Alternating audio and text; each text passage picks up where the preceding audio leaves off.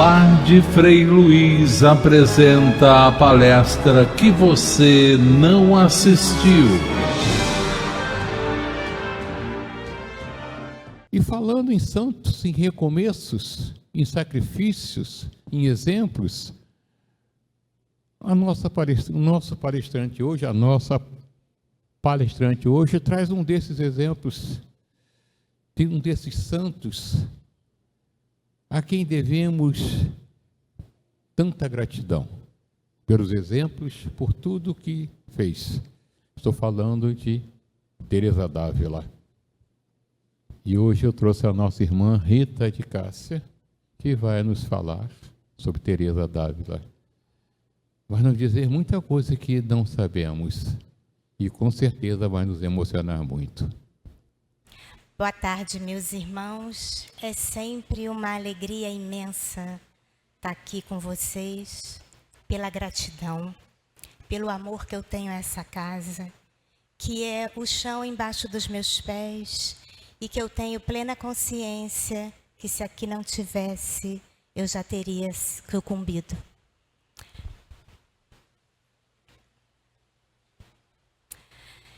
É preciso muito respeito para falar de um espírito do quilate de Teresa d'Ávila. E nesse instante eu peço ao nosso Mestre Jesus para que a nossa conversa de hoje seja de acordo com a sua vontade e que Teresa, esse espírito tão grandioso, também nos inspire para que estejamos à altura de falar da sua vida. A sua vida é um convite à profundidade, a entrarmos em nosso íntimo, uma coisa não muito simples para nós, principalmente nesse momento desafiador que a gente vive. E a Teresa recomenda um tipo de espiritualidade que, ao invés do homem se voltar para fora, para os problemas do mundo, ele entre em si próprio e encontre a saída que está sempre dentro e acima. Extremamente humilde, ela se considera muito pequena, como somos, na verdade, todos nós.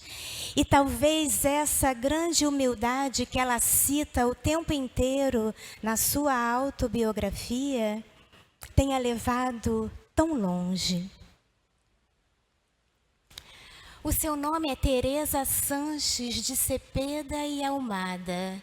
Ela nasceu no dia 28 de março de 1515 e faleceu em 4 de outubro de 1582, aos 67 anos de idade.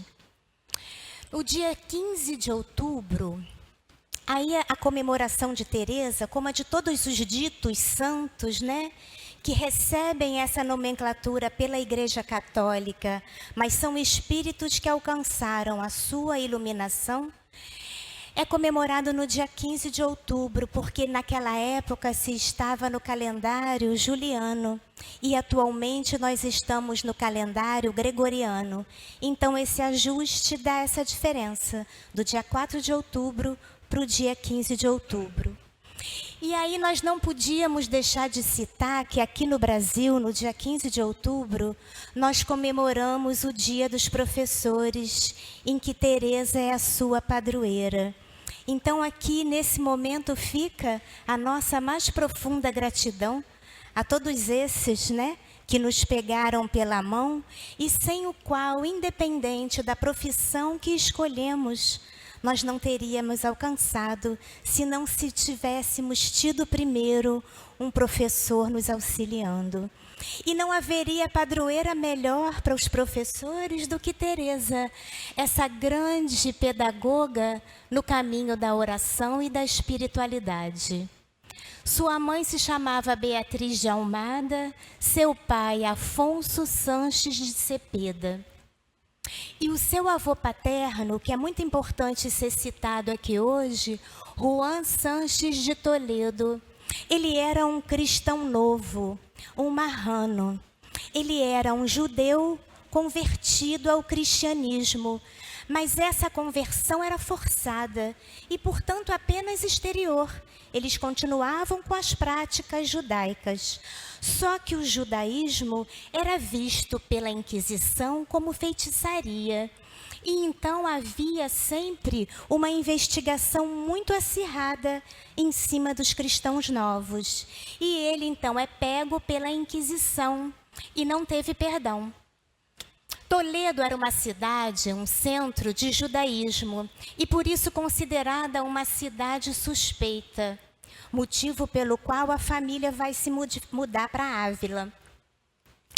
E anualmente a família pagava um valor à igreja para limpar o sangue, que era tido como maldito.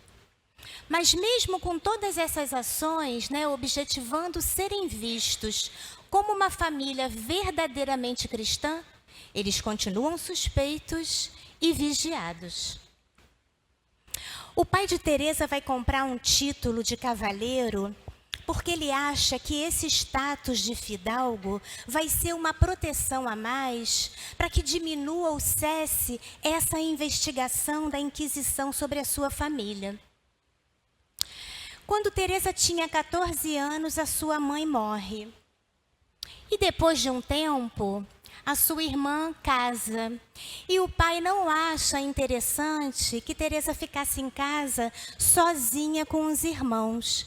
E aqui a gente vai abrir um parêntese rapidamente, porque a gente tem aqui do lado um negócio que deixa o cristão nervoso. Então a gente tem um tempo pequeno. Teresa estava na adolescência, então ela começou a prestar atenção na sua beleza, que era uma beleza extrema, Ela começou a ter um olhar para os meninos para ela, que é natural da idade de toda adolescente. E aí o pai então resolve, levar ela para o mosteiro de Nossa Senhora da Graça das Religiosas de Santo Agostinho, onde se educam meninas. E aqui a gente vai abrir um outro parêntese. Nós temos um equívoco muito grande quando nós achamos que as mulheres na Idade Média, aqui a gente está falando do século XVI, que elas eram incultas. Não, as famílias abastadas ofereciam às suas filhas uma educação com uma cultura. Então, Teresa teve acesso à literatura, eles frequentavam saraus onde tinham vários literatos, vários artistas. Eles liam toda a literatura de Aristóteles, que era muito divulgada na época. Então, Teresa, como várias outras meninas, tinham cultura sim. E ela adoece no convento e retorna à casa do pai. Ela fica mais ou menos uns 3 anos doente. E a medicina da época não descobria o que ela tinha. Ela tinha dores de cabeça, ela tinha desfalecimentos. Eles suspeitavam de malária, de tuberculose, mas ninguém nunca fechou um diagnóstico sobre o que ela tinha. E nós aqui, graças a Deus, com o Espiritismo, sabemos que Teresa tinha uma mediunidade acirrada, Ela tinha vidência, clarividência, clareaudiência, e toda essa força mediúnica que ela tinha trazia no seu corpo físico diversos desequilíbrios, e por isso a medicina não conseguia encontrar um diagnóstico. Quando ela se restabelece, ela passa uns dias na casa da irmã. E posteriormente na casa de um tio, do qual ela gostava muito, porque ele tinha uma biblioteca muito grande e eles trocavam muitas conversas que para ela era muito interessante. E lá ela vai ter contato com as cartas de São Jerônimo, que a fazem refletir. E aqui nós vamos parar para pensar, Porque não adianta a gente estar aqui hoje conversando sobre esse espírito, luminar, se a gente não entrar na essência dela e se não permitir que isso nos traga algum tipo de modificação, se a gente fica refratário a isso. Então, olha aqui a reflexão que ela vai fazer com a idade que ela tinha. O nada de tudo que é transitório, a vaidade do mundo, a brevidade com que tudo acaba. E depois de ter contato com essas cartas, ela toma a decisão de servir. Mas ainda vai demorar um tempo para ela entrar no convento, porque o seu pai tinha muita resistência que ela fosse freira. Mas ela consegue e em 1535 ela ingressa no Mosteiro da Encarnação em Ávila com 20 anos de idade. E foi uma decepção para ela o que ela vive, ela encontra ali, o que ela vive no mosteiro. Os seus ideais estavam distantes da realidade que ela encontrou.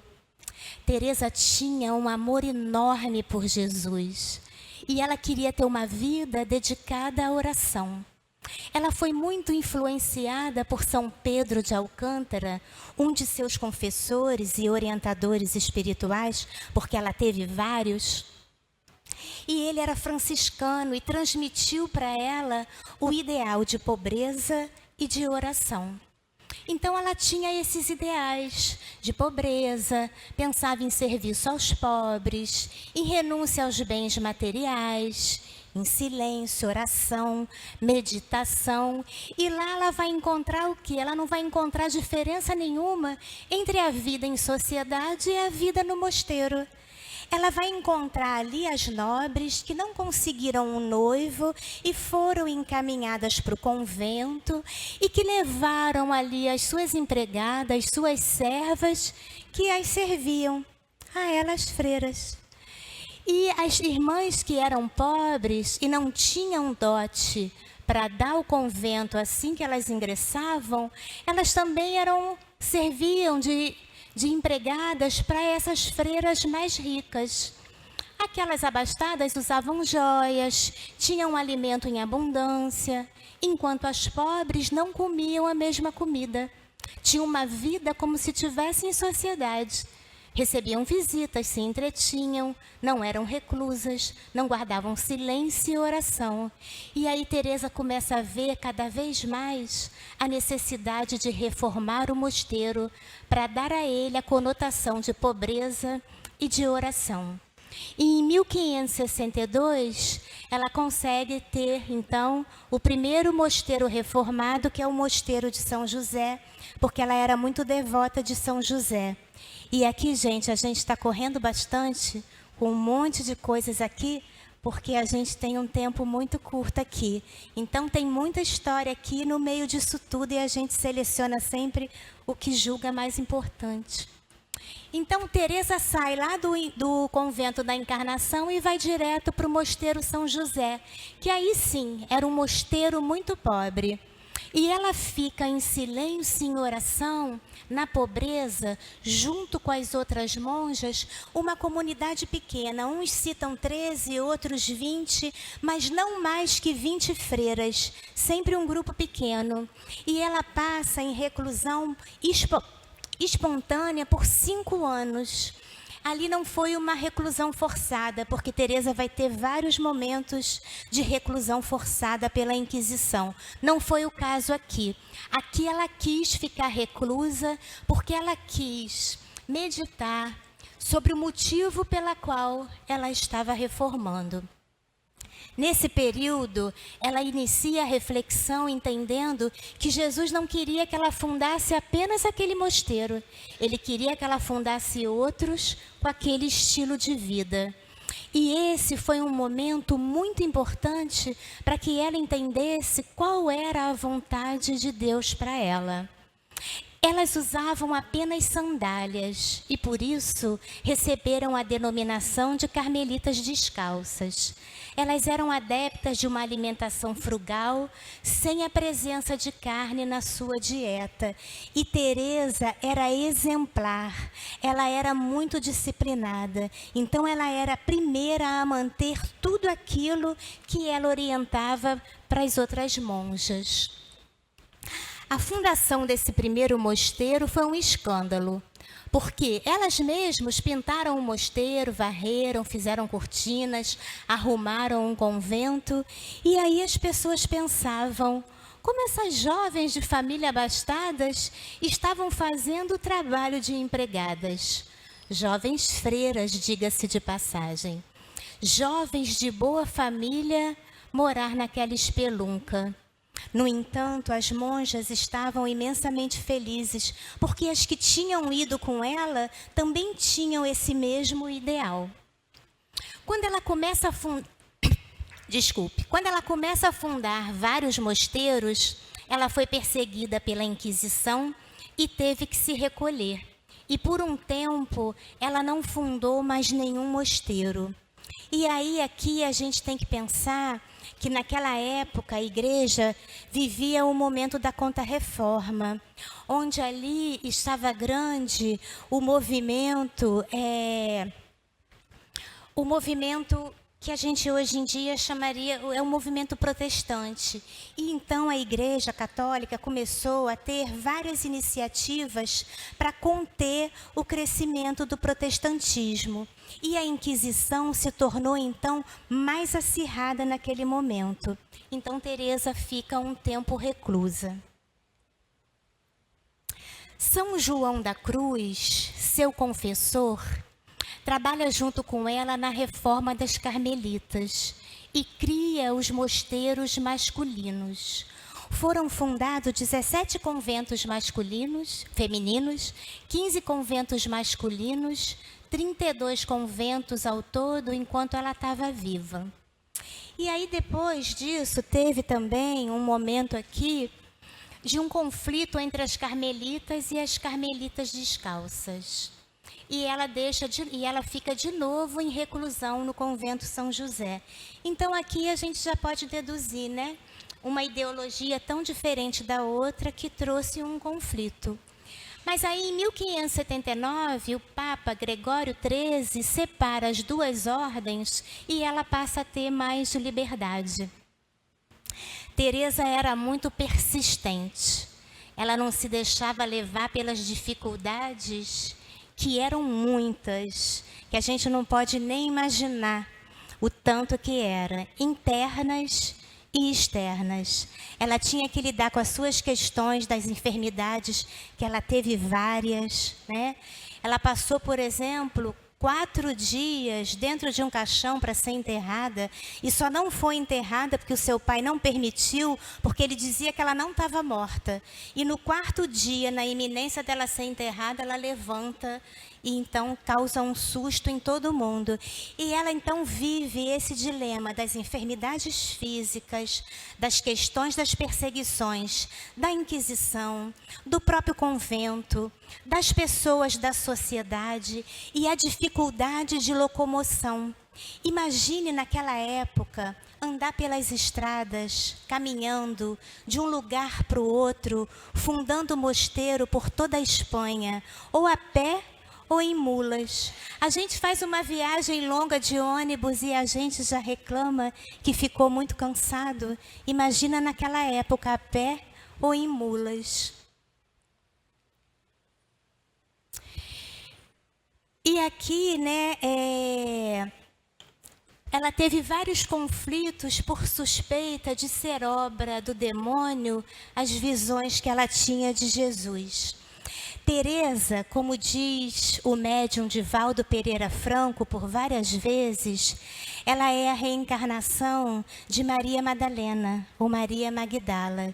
E isso faz com que a gente entenda essa intimidade dela com Jesus, esse amor. E também esse amor, essa intimidade dele com ela. Então ela tinha visões frequentes de Jesus. Ela escutava. E aí as pessoas diziam que Jesus nada, isso é coisa do demônio. E até o seu confessor da época dizia para ela que isso era coisa do demônio. Que quando ela tivesse essas visões, que ela fizesse o sinal da cruz e uma figa. E isso só aumentava para ela o seu conflito, porque no seu íntimo ela sabia que não era Jesus, que era Jesus. Mas como ela respeitava profundamente a hierarquia, tudo que ela vivenciava, ela compartilhava com os seus confessores. E aí ela ficava num conflito muito grande, porque ela pensava, eu não posso ter essa atitude com Jesus, mas eu também não posso desobedecer os confessores. E aí ela encontrou um caminho, ela segurava um crucifixo. Então, assim, ela nem se sentia contrariando os confessores, nem ao mestre, mas mesmo assim ela não se sentia tranquila. E aí, certo dia, sozinha no oratório, muito agitada e aflita com essa questão, ela escuta o mestre dizer: não tenhas medo, filha, sou eu, e não hei de te desamparar. Não temas. E isso foi de uma profundidade que bastou para que ela então não tivesse mais dúvida que realmente era o mestre que estava ali todo esse tempo conversando com ela. Teresa foi uma grande leitora. Ela leu a vida dos santos, isso na infância, ela gostava das histórias da vida dos santos. E aí aqui tem uma história muito conhecida, mas eu vou contar também para vocês. Com 7 anos, ela tenta fugir com o irmão Rodrigo, que tinha apenas 5, né? Porque ela tinha um grande ideal de martírio. Com aquela idade ali, 7 anos. E então ela vai e convence o irmão de fugirem para evangelizar os mouros. E eles iam ser mortos. E já estavam no meio da estrada quando são pegos pelo tio que os traz de volta. Ela também gostava de ler livros de ficção popular, romances, né, de contos medievais de cavalaria. Eram livros que a sua mãe também gostava muito e ela também lia. E ela aí vai ler um livro que foi dado também pelo seu tio, que se chama Terceiro Abecedário Espiritual, de Francisco de Osuna. E esse livro trata de um método de oração que a faz despertar para um caminho a percorrer que levasse a uma profundidade maior na oração. Como eu já disse, Teresa era uma mulher erudita. Então, aqui os livros que ela escreveu, porque ela escreveu várias coisas, né? Antes de 1567, ela escreve o Livro da Vida, que é a sua autobiografia, que foi escrita por ela a mando do seu confessor, por exigência da Inquisição. E aí aqui a gente tem, como o seu Ari falou no início, né? Ela mesma escreveu a sua biografia. A gente não está tratando aqui da biografia de alguém que foi escrito por uma terceira pessoa. Cada palavra, cada frase, cada página do Livro da Vida é o retrato do que essa mulher vivenciou, de todas as experiências que ela teve. É ela em cada página. É um livro de uma profundidade, de uma grandeza, que a gente só tem que ter gratidão de ter acesso a ele. E todas as dificuldades que ela viveu, os desafios que ela viveu e que ela dizia da minha pequenez, da minha falta de inteligência, tudo isso demonstra para cada um de nós a possibilidade de nós também alcançarmos esse caminho. Porque quando a gente trata de um santo lá em cima, como se ele fosse um ET, fica alguma coisa inalcançável para nós. E não é o caso, porque cada um de nós, já está dito pelo Mestre, nós estamos condenados à perfeição. Todos seremos perfeitos com a velocidade que cada um imprimir no seu aprendizado, no seu autoaperfeiçoamento. Então, Teresa é esse espírito que deixa para nós um caminho. Ela escreve, entre outras coisas, ela vai escrever lá em 1577 o livro Castelo Interior, que é o seu livro mais famoso, um livro que a gente deve ler várias e várias vezes. E também ela tem um comentário ao Livro dos Cânticos, Poesias e Cartas. Quando ela escreve, é natural, né, de todos nós, quando a gente vai escrever alguma coisa, fazer uma reflexão. E nesses momentos ela relata que ela sentia fortes dores de cabeça. Então aqui a gente já sabe que por conta dessa mediunidade acirrada dela. Não é fácil para ela explicar de forma compreensível as experiências que ela viveu. E a gente também entende isso por conta da mediunidade, porque ela dizia assim: eu vi Jesus. Aí a pessoa perguntava: como é o rosto dele? Não sei, eu não vi. E aí a pessoa então se espantava e ela dizia: eu vi como um cego vê. Então ela via na sua tela mental, mas ela não sabia em pormenores sempre dizer como tinha sido aquela visão. O pensamento básico das suas obras é a ascensão da alma para Deus. No livro da vida, que é a sua autobiografia de que tratamos hoje, ela cita um método de oração embrionário e aperfeiçoa no livro Castelo Interior. Então, hoje, ela vai dar para nós 4 passos, mas no livro da vida ela aprofunda para 7, até a gente chegar no que ela chama lá da sala do trono, que é esse encontro nosso com o Criador. Aqui ela vai tratar do método de oração, onde as capacidades humanas vão sendo abandonadas na mão de Deus. Para ela, as capacidades humanas principais são vontade, memória, razão e imaginação. O método consiste em como eu vou fazer silêncio interior. Porque eu posso estar num ambiente de silêncio e a imaginação está o que ela chama a louca da casa.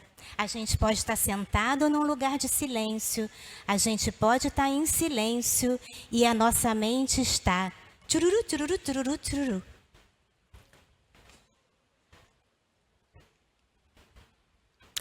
Ou a nossa memória pode também estar lembrando de coisas que aconteceram no dia anterior.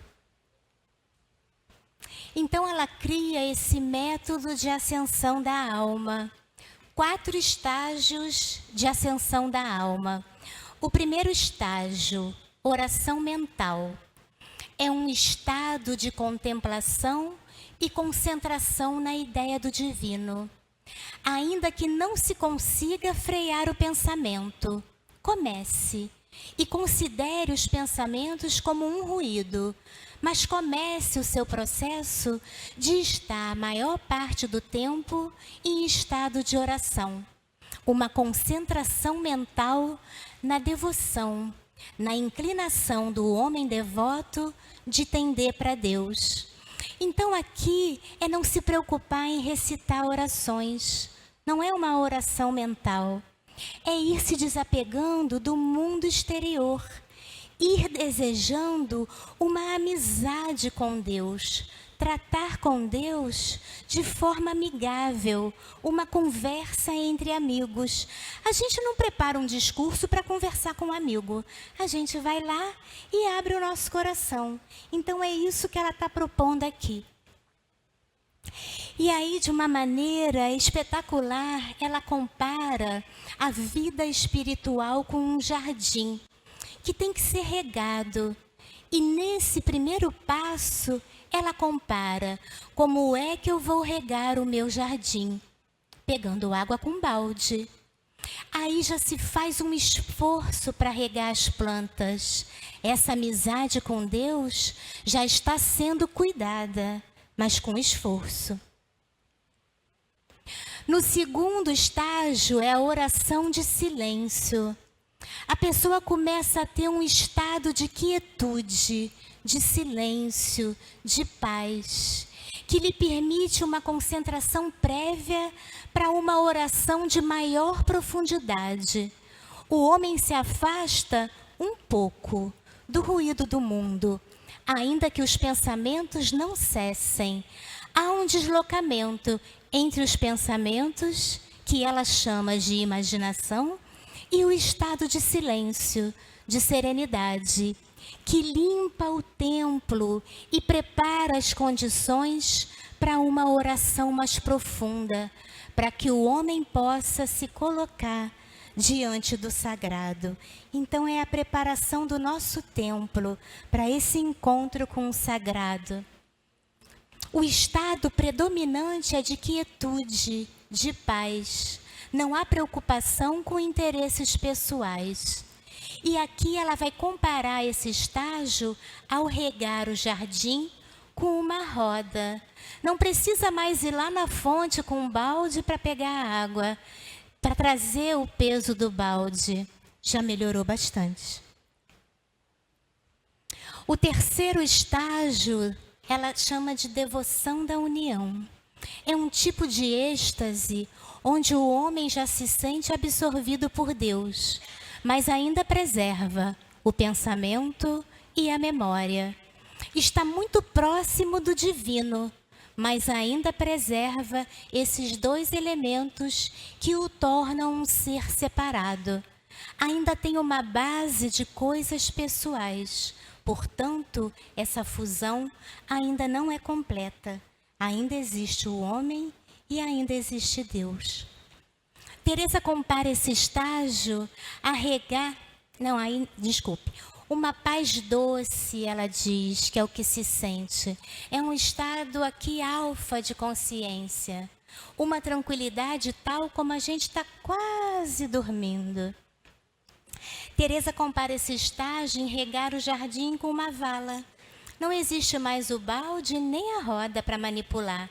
A água sai da fonte e passa pelo jardim inteiro, um menor esforço.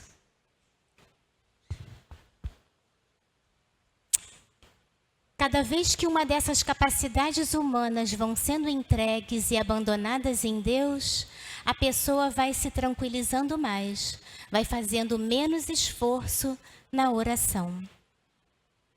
E o quarto e último estágio, devoção do êxtase ou do arrebatamento. Aqui não tem mais memória, não há mais pensamento. Teresa dizia que nesse estado ela não sentia a respiração. Todas as funções estão em suspenso e o homem se sente um com Deus. Não há mais separatividade. E aí aqui, Jesus dizia, eu e o Pai somos um. E Teresa diz, eu e Jesus somos um. Ela se sentia uma com Ele. Como devemos ser todos nós, porque somos todos um. E aí aqui, ela sentia tamanha leveza, né? Ela dizia que não sentia a respiração e ela chegava a levitar.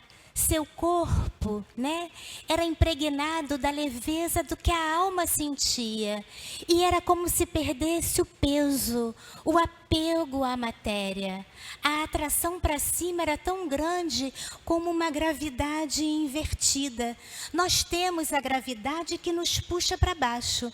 Ela ali era... O seu espírito impregnava de tal forma o seu corpo com essa leveza que para ela a gravidade se tornava invertida. Ela puxava para cima e então ela levitava. E isso foi visto por várias monjas e por várias pessoas quando ela passava por esse estágio de oração. E aí aqui ela busca uma forma de explicar para nós, fazendo aquela comparação do jardim, né, com esse processo espiritual, e ela pede, ensina-me, ó Senhor, palavras com as quais possa dizer alguma coisa sobre a quarta água. Em todos os modos de oração referidos, o jardineiro, a alma, devia trabalhar de algum modo. Neste último trabalho, é acompanhado de tanto júbilo e consolação que a alma não o quisera deixar.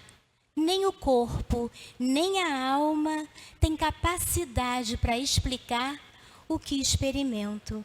Então as palavras se tornam pobres para explicar o que é esse sentimento do êxtase, que vários espíritos que alcançaram esse nível dizem, de tamanha esse êxtase traz um prazer profundo e também uma dor profunda e se torna inexplicável. Aqui eu trouxe uma foto de uma escultura que é uma passagem, né, muito também conhecida de Teresa, que ela vê um santo, um anjo, que ela diz ser um querubim. Ela diz, é um anjo que era muito próximo de Jesus, pela sua grandeza, pela sua iluminação. E esse anjo tinha na mão uma flecha, que na ponta era incandescente. E ele transpassa o coração de Teresa com essa flecha, e ela sente nesse momento uma profunda dor e um profundo prazer. E quando ele puxa essa seta, é como se retirasse das suas entranhas várias questões e se torna também uma experiência inexplicável. E aí aqui nós temos essa escultura, o êxtase de Santa Teresa, que foi feito por Gian Lorenzo Bernini, que está lá na igreja de Santa Maria della Vittoria, em Roma.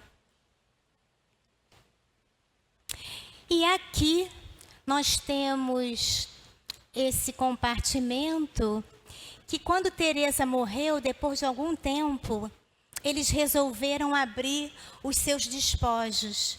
E aí viram que o seu corpo estava incorrupto, não tinha passado pela corrupção, e resolveram abrir e olhar o seu coração. E encontraram no seu coração essa marca de uma cauterização, como se realmente ela tivesse, então, tido esse ferimento dessa flecha. Esse coração foi retirado e ele se encontra no mosteiro da Anunciação de Nossa Senhora das Carmelitas Descalças, em Alba de Tormes, lá em Salamanca.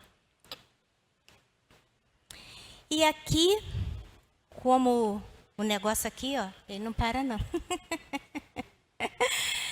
Eu trouxe para vocês, Teresa, né, escreveu várias poesias.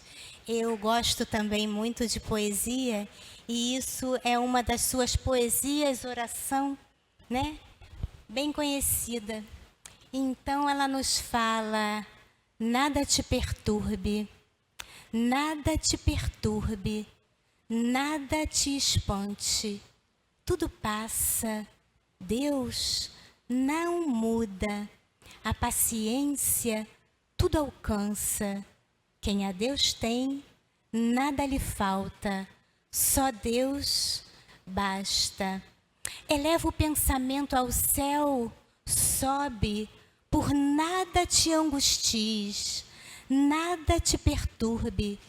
A Jesus Cristo segue com grande entrega, e venha o que vier, nada te espante. Vês a glória do mundo? É glória vã. Nada tem de estável, tudo passa. Deseja as coisas celestes que sempre duram. Fiel e rico em promessas, Deus não muda. Ama-o como merece, bondade imensa. Quem a Deus tem, mesmo que passe por momentos difíceis, sendo Deus o tesouro, nada lhe falta, só Deus basta.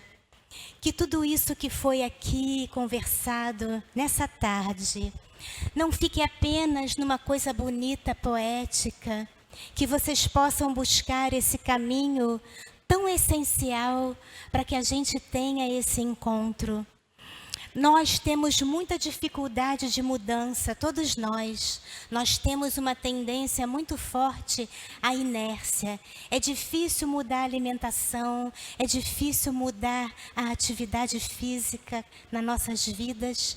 Também é difícil a gente mudar e deixar um tempo para que a gente se dedique a esse encontro. Mas hoje aqui eu peço a Teresa d'Ávila que ela possa inspirar a cada um de nós a molhar o nosso jardim, a começar com o balde, e que o nosso jardim possa florescer numa linda amizade que nos traga a todos nós a mais profunda intimidade com o Mestre Jesus. Muita paz para vocês e gratidão por me ouvirem.